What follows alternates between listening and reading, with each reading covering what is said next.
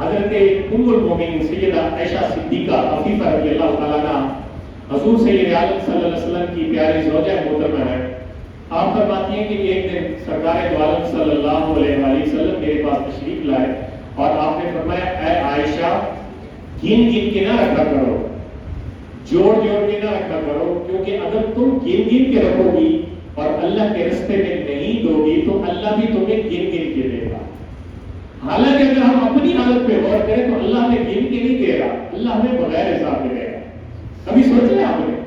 میرے خیال میں ہم نہیں سوچتے. اگر آپ یہ سوچیں کہ اللہ ہمیں گن کے نہیں دے رہا, اللہ ہمیں بغیر حساب کے دے رہا ہے, اور ہمیں اللہ نے فرمایا کہ جب اللہ واپسی کا مطالبہ فرماتا ہے زکات کی صورت میں, عشر کی صورت میں, صدقہ فطر کی صورت میں, صدقہ اور خیرات کی صورت میں, تو اللہ یہ نہیں فرماتا کہ سب کچھ دے دو.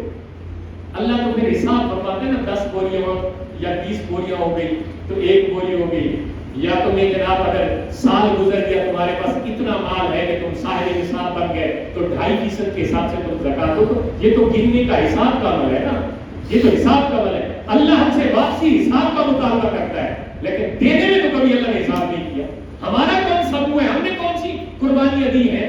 ہم نے حق کے لیے, دین کے لیے, اللہ کی وحدانیت, رسول اللہ کی رسالت اور ختم الانبیاء صلی اللہ علیہ وسلم کی عزت و ناموس کی ہم نے کون سی قربانی دی ہے؟ کبھی ہم نے سوچا ہے اپنے گریبان میں جا کے کیا ہم نے کیا قربانی دی؟ صرف یہی ہے کہ ہم مسلمان کے گھر پیدا ہوئے ہیں, بس ہمارے کام میں اذان دے دی گئی ہے اور ہمارے ماں باپ نمازیں پڑھتے ہیں, ہم انہیں دیکھتے ہیں مسجدوں میں اذانیں سنتے ہیں, بس قرآن پاک کی فارمیلٹی والا پڑھ لیا, قاری صاحب کے پاس بھیج دیتے ہیں بچے, اور قاری صاحب بیچارہ مسجد میں 100 بچہ لے کے بیٹھا ہوا ہوتا ہے, اس کو آدھا گھنٹہ بھی نہیں ملتا. 100 بچے کو آدھے گھنٹے میں قاری صاحب کیسے پڑھائے اور کیا پڑھائے؟ اس نے بھی ویسے ہی پڑھانا ہے جیسے پورا معاشرہ چل رہا ہے.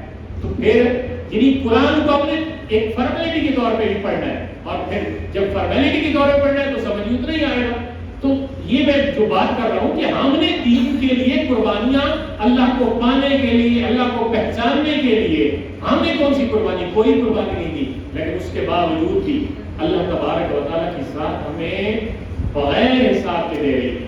صدقہ و خیرات کا میرا موضوع ہے آج, اور میں نے آیت نمبر 266 یعنی آیت نمبر 266 سورہ بقرہ 30واں پارہ میں نے پڑھ کے سنائی. پھر جو لوگ بعد میں آئے تو میں پھر پڑھ کے سنا دیتا ہوں اور اس کا ترجمہ کر دیتا ہوں, اور آخر میں ایک بات کر کے اپنی گفتگو ختم کروں گا. قرآن حکیم میں اللہ تعالیٰ ارشاد فرماتا ہے ان لوگوں کی مثال جو اللہ کے راستے میں خرچ کرتے ہیں اپنے مال کو. یہ میں اگلے جمعے میں انشاءاللہ بشرط زندگی آپ کو عشر اور زکات یعنی فرضی جو صدقات ہیں ان کے متعلق بتاؤں گا. یہ میں نفلی صدقات کے متعلق بیان کر رہا ہوں.